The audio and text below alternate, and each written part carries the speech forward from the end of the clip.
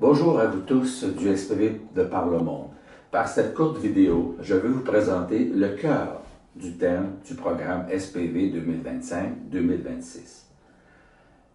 Rappelez-vous le texte de l'Apocalypse au chapitre 21. Après tous les massacres annoncés, on nous dit « il n'y aura plus de pleurs, il n'y aura plus de peine, Dieu sera au milieu de nous ». C'est la petite brèche dans l'histoire de l'humanité, c'est une brèche d'espérance qui nous parle beaucoup dans un monde en recherche de tendresse, de vérité, de paix, en recherche de justice, en recherche d'un minimum pour vivre debout dans la dignité de filles et de fils de Dieu que nous sommes. Le premier livre de la Genèse est beau aussi. On accueille cette terre d'abondance créée et offerte aux humains que nous sommes. Mais qu'en avons-nous fait? Que nous passe-t-il par la tête pour laisser une poignée de personnes la maltraiter ainsi? Pensons aux millions de personnes, pas les milliers, aux millions de personnes déportées, affamées, assoiffées. Pensons plus près de nous à la montée de l'itinérance, à la crise du logement, au rejet de plus en plus explicite des immigrants de par le monde. Pensons aux malades, en attente de soins, aux enfants avec des problématiques particulières sans service dans les écoles. Pourtant, la promesse de Dieu était claire. Il le dit dans le livre des Nombres. Le pays que nous avons parcouru pour l'explorer, ce pays est très, très bon. Si le Seigneur nous est favorable, il nous fera entrer dans ce pays et il nous le donnera. C'est un pays ruisselant de lait et de miel. Voici venir des jours, nous dit-il dans le livre d'Amos, où se suivront de près laboureurs et moissonneurs, le fouleur de raisin et celui qui jette la semence. Les montagnes laisseront couler le vin nouveau, toutes les collines en seront ruisselantes. Je ramènerai les captifs de mon peuple Israël, ils rebâtiront les villes dévastées et ils les habiteront. Ils planteront des vignes et en boiront le vin.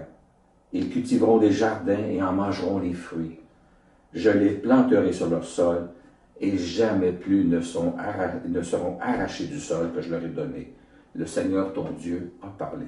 Quel beau texte du livre d'Amos. La vie peut et la vie doit être autrement. Réveillons-nous avant qu'il ne soit trop tard. Osons reprendre les paroles du prophète de Dieu et relevons la tête. Trop de personnes attendent de nous une brise légère, un verre d'eau fraîche pour reprendre le goût à la vie. Le portrait de notre monde actuel pourrait être désespérant. Nous pourrions décider de nous réfugier dans notre petit monde, dans nos petits lieux chaleureux. On pourrait aussi dire, il me semble que j'en ai fait assez. Non, il y a urgence vie. Ne laissons pas mourir la terre, ne laissons pas mourir le feu, tendons les mains vers la lumière pour accueillir le don de Dieu, chante Akepsimas.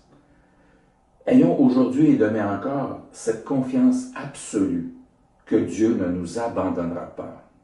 Alors, qu'attendons-nous pour voir et soutenir les germes d'une vie nouvelle porteuse du meilleur de ce que nous sommes? Je vous propose aussi des voix que vous connaissez déjà. Ce sont celles que nous retrouvons à divers moments dans l'histoire du peuple de l'Ancien Testament. Ce sont celles des premières communautés chrétiennes. Ce sont celles de tant d'âmes, de femmes qui ont choisi de suivre le Christ au fil des siècles. Pensons à François d'Assise qui a choisi de servir les pauvres et d'aimer la terre. À Saint Oscar Romero qui a dit que la foi passe par un engagement social et politique. À Thérèse de Lisieux qui nous a dit que la sainteté est pour tous, une sainteté sans éclat, une sainteté très discrète. Pensons au dernier saint, Carlo Acutis, qui a choisi de communiquer les valeurs et la beauté et de transmettre l'Évangile par de nouvelles technologies. On pourrait penser à Jean Bosco, qui a été favorisé l'éducation pour les enfants qui vivaient de délinquance. Un éducateur très ferme, mais plein de confiance et plein de tendresse. Et on pourrait continuer comme ceci. L'amour du prochain est au cœur de l'approche de Dieu. Rappelons la belle visite de Marie à Élisabeth. Elle part à la course, elle est enceinte, elle va voir sa cousine enceinte. Un moment de visitation, deux femmes porteuses de vie qui se retrouvent. Je pourrais continuer toute la journée à vous nommer des personnes qui ont marqué l'univers de ceux qui ont choisi de suivre le Christ, des suivants le Christ. Ce ne sont que quelques exemples, mais qui disent que les chemins de vie de foi ne sont pas uniques, ils sont diversifiés dans des contextes multiples, dans le respect des cultures de vos pays. Dieu nous rejoint non pas dans un univers rempli d'encens et d'anges qui chantent, mais au cœur de notre monde. Le SPV a lui aussi une approche à lui. En voici 5 éléments inspirés des premiers apôtres, mais aussi des appels incessants du pape François et de notre pape Léon XIV. Des appels à aller au rendez-vous de Dieu dans les périphéries de notre monde. Le premier, choisissons la communauté. Nous sommes des êtres de communion, des femmes et des hommes faits pour se rencontrer, pour se visiter, pour bâtir ensemble, pour se soutenir le long de la route, sans renier le je que je suis. Je me mets en marche vers l'autre pour devenir ce nous de la fraternité vécue dans l'ordinaire de la vie de tous les jours. Oui, aujourd'hui plus que jamais, le chrétien est appelé à être signe de cette communion voulue par notre Dieu. Une communion qui brise l'isolement, toutes les formes d'isolement, et qui brise aussi la pauvreté, le rejet vécu par la pauvreté, l'abandon, le racisme. Une communion qui rappelle que nous sommes faits pour vivre ensemble, au cœur des conflits de notre monde. Une communion qui fait que j'affirme mon je dans le respect d'un nous. Deuxième piste, lisons les signes des temps. Notre défi est d'être en mesure de lire les signes des temps. Que nous dit notre monde actuellement? À quoi Dieu nous appelle-t-il? Pensons simplement à toutes les tempêtes qui disent que beaucoup de personnes cherchent, pas les tempêtes, ça pourrait être les tempêtes dans le monde, mais pensons à toutes les enquêtes qui disent que beaucoup de personnes cherchent un sens à la vie. Qu'est-ce que cela veut dire pour nous?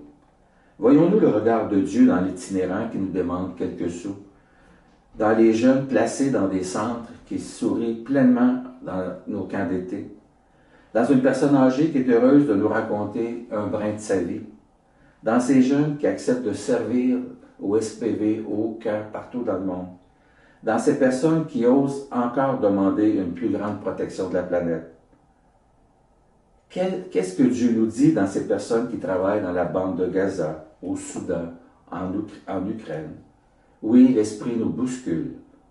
Quittons les temples de nos certitudes pour prendre le chemin de la vie, comme Abraham le fait, comme Moïse le fait, comme Joseph le fait, et comme tant d'autres. Je vous donnerai une terre de paix, a dit Dieu. Choisissons la communauté, lisons les signes des temps.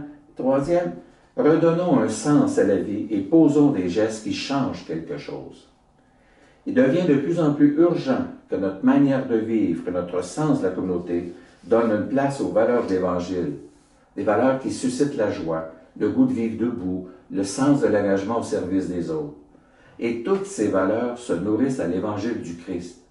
Un Christ pas insignifiant, qui est planté sur une croix et qui ne bouge plus, mais un Christ qui libère tout ce que nous sommes pour qu'à notre tour, nous soyons des acteurs, des actrices de changement, des créateurs de lieux où il fait bon vivre. Ce sens passe par des temps de douce folie ensemble, des temps de repas partagés, un gâteau offert, une fête soulignée. Ce temps passe aussi par une prière ouverte sur le monde, une Eucharistie où nous faisons mémoire de ce partage de l'essentiel qui soude, qui nous lie, qui soude notre appartenance au Christ dans des liens tissés, serrés. Oui, trop de personnes cherchent un sens à la vie et n'en trouvent pas. Proposons parce que nous sommes, ce que nous vivons, là, que ça soit déjà un signe qui donne un sens à la vie, mais proposons aussi parce que nous faisons des voies pour accompagner ces personnes. Elles prendront les chemins qu'elles verront et nous respecterons cette voie dans la reconnaissance de nos différences. Ce qui fait notre unité est cette foi profonde en un Dieu Père de tendresse, un Fils d'amour inconditionnel et un Esprit source de création infinie. Et mon quatrième point, réapprenons simplement à fêter, à prendre du temps les uns pour les autres et apprenons à contempler. De plus en plus, notre vie est modelée par une course contre le temps. Combien de fois entendons-nous « je n'ai pas le temps, je suis pressé, une autre fois peut-être ». Mais alors, nous passons à côté de l'essentiel de la vie. Prendre du temps les uns pour les autres, c'est le cœur de la vie. Prendre du temps les uns pour les autres, donner de l'importance à l'autre, être avec l'autre, qui nous permet d'être nous-mêmes aussi. Savoir apprécier ces temps où la vie semble s'arrêter parce que nous faisons une place à l'écoute, une place à l'accueil, une place au partage. Créons donc ces espaces de vie joyeuse sans autre chose que la volonté d'être là ensemble. Dans le même sens, il est essentiel aujourd'hui, dans un monde turbulent, de nous réserver des espaces de silence, là où Dieu saura nous donner cette petite flamme de vie heureuse. Dieu, dans l'Ancien Testament, est reconnu dans une brise légère, dans un souffle ténu, dans un fin silence. Si nous sommes toujours dans un univers turbulent, bruyant, comment pouvons-nous entendre ce que Dieu veut nous dire? Créons donc ce petit espace d'accueil du silence dans nos vies. Une petite minute dans notre horaire quotidien, parfois. Ça peut être dans la nature, ça peut être dans un coin de la maison, ça peut être... Vous savez où vous pouvez vous retrouver. Attention ici. Par contre, on n'est pas des moines. On n'est pas dans un monastère. On est des gens qui vivons dans le monde. Alors nous sommes des femmes et des hommes appelés à vivre leur foi au cœur du monde, à témoigner des valeurs évangéliques et à s'engager pour défendre les appauvris, ces orphelins, veuves et immigrants dans l'Ancien Testament.